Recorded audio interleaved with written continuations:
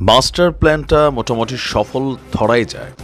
আজকের দিনে যে সিদ্ধান্ত সামনে এসেছে, আমি ক্ষুদ্র মানুষ, অন্তর্বর্তী সরকার গঠনের পর যখন উপদেষ্টা পরিষদ তৈরি হলো, তখন একটা সারপ্রাইজ দেখলাম যে সার্জিস নেই, হাসনাত আবদুল্লাহ নেই। সাথে সাথে একটা ভিডিও করেছিলাম, চ্যানেলে এখনও আছে, যে এটা একটা মাস্টার প্ল্যান। কারণ সমন্বয়করা ফিউচারে রাজনীতি করবেন, রাজনৈতিক দল তৈরি করবেন, আর সেই দলটা ভিন্ন একটা আঙ্গিকে তৈরি হবে। দীর্ঘ যাত্রার পর জাতীয় নাগরিক শক্তি নামক একটা দল আমরা দেখতে পেলাম, আর সেই দলটাই সম্ভবত আগামী দিনের বৈষম্য বিরোধী ছাত্র আন্দোলনের প্ল্যাটফর্ম থেকে যে রাজনৈতিক কর্মসূচি তৈরি করা হবে, বা সার্জিসরা যেমন বলছেন -2 এর পরিবর্তে +2 আপনার আসতে যাচ্ছে। জনগণ চাইলে, ছাত্ররা চাইলে একটা রাজনৈতিক দল আসা জরুরি। দর্শক, এই যখন আলোচনা, এর মাঝখানে জাতীয় নাগরিক কমিটিতে তখন পর্যন্ত নিজের অবস্থান পরিষ্কার হয়নি অন্যতম প্রধান সমন্বয়ক, একসময় ব্লুটুথ ছাত্রলীগ বয় সার্জিস। আর আজকের দিনে সবচেয়ে বেশি আওয়ামী বিরোধী সরকারে, সবচেয়ে বেশি আওয়ামী সরকারের পতনে এবং পুনর্বাসনের মধ্যেও যার সবচেয়ে শক্তিশালী ভূমিকা, মানে পুনর্বাসন বিরোধী জায়গায় সার্জিস। অবশেষে গতকালকে নাগরিক কমিটি যেই রাজনৈতিক শক্তি হিসাবে সামনে আসতে যাচ্ছে, সেই নাগরিক কমিটিতে আমরা দেখলাম যে সার্জিস, শিশির, প্লাবন, ইমিসহ নতুনভাবে যুক্ত হয়েছে ৪৫ জন মানুষ। জাতীয় নাগরিক কমিটির পরিধি বাড়ছে, ৫৫ সদস্যের আগের কমিটির সাথে নতুন করে যুক্ত করা হয়েছে ৪৫ জনকে, টোটাল ১০০ জন। আর আমরা যদি দেখি, নাগরিক কমিটিটা সংবাদ বিজ্ঞপ্তি করেছে আজকে। সারা দেশে অস্থির অবস্থা, সারা দেশ জ্বলছে, ভাঙচুর, আন্দোলন, নানান ঘটনা। এর মাঝখানে রাজনৈতিক শক্তি, মানে জাতীয় নাগরিক শক্তি, তারা তাদের কার্যক্রম চালু রেখেছেন। গতকালকে জাতীয় নাগরিক কমিটির এক সংবাদ বিজ্ঞপ্তি হয়েছে, সেখানে বলা হয়েছে ফ্যাসিবাদী ব্যবস্থার বিলোপ এবং নতুন রাজনৈতিক বন্দোবস্ত বাস্তবায়নের লক্ষ্যে কাজ করছে। আপনি কি বুঝতে পারছেন?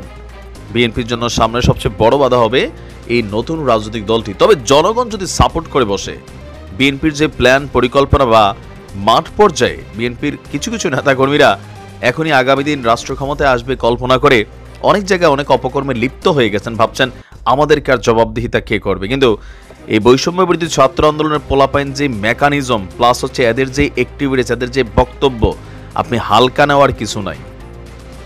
পরিস্থিতি যে কোনো সময় ডিগবাজি মারতে পারে যদি জনগণ এদেরকে ট্রাস্ট করে বসে বা ভেবে নেয় যে ইয়েস, একটা বিকল্প শক্তি দরকার। তো সেদিকে হাঁটছে ছাত্র জনতার এই অভ্যুত্থানের স্পিডকে সমুন্নত রাখতে কেন্দ্রীয় কমিটিতে আরও নতুনভাবে ৪৫ জনকে যুক্ত করা হয়েছে।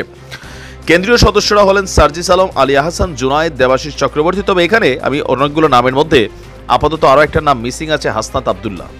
হয়তো সময়ের পরিক্রমায় হাসনাত আবদুল্লাহ এই টিমে কানেক্ট হবে। এর আগে ৮ই সেপ্টেম্বর রাষ্ট্র সংস্কার এবং পুনর্গঠনের লক্ষ্য নিয়ে ৫৫ সদস্যের জাতীয় নাগরিক কমিটি গঠন করা হয়েছিল। তো এখন পর্যন্ত আমাদের জাতীয় নাগরিক কমিটির যে বিভিন্ন অ্যাক্টিভিটিস, আপনি দেখেন সংবিধান পরিবর্তন, রাষ্ট্রপতি চুপ্পুর অপসারণ এবং নতুন যে নির্বাচন কমিশন গঠিত হয়েছে, সেই কমিশনে যারা শপথ নিয়েছেন, তাদের এই শপথের প্রক্রিয়া, সিস্টেম, এগুলো নিয়েও কিন্তু ক্ষোভ প্রকাশ করেছেন। যদিও মিডিয়া কাভারেজের কারণে আপনার এগুলো সামনে আসছে, বাট আমরা দেখছি ওইরকম এগুলো খুব বেশি ফোকাসড হচ্ছে না, যতটা সার্জিস গিয়ে যখন পদ্মা সেতুতে শেখ হাসিনা পড়ল কিনা টুপ করে এইটা তিনি খোঁজাখুঁজি করছেন, এই ছবি যত ভাইরাল হয়। তো জাতীয় নাগরিক কমিটি এখন যত সার্জিস ঢুকছে এখানে, আমার ধারণা এখন এই বিষয়গুলো আর একটু ফোকাস হবে তারা যখন সংবাদ সম্মেলন করবে। তো জাতীয় নাগরিক শক্তি আসলে কি চায়? তারা চায় গত ৫৩ বছর একটা সিস্টেম ক্রিয়েট হয়েছে, ২ থেকে ৪টি দল একটা সিস্টেম করেছে, অমুক প্লাস অমুক ইকুয়াল টু ক্ষমতা, তমুক প্লাস তমুক ইকুয়াল টু ক্ষমতা। তবে অমুক তমুক এখন আবার ভেঙে গেছে। তো এই যে 4টা দলের বাহিরে এখানে কোনো ডিফারেন্স, কোনো অপশন নেই।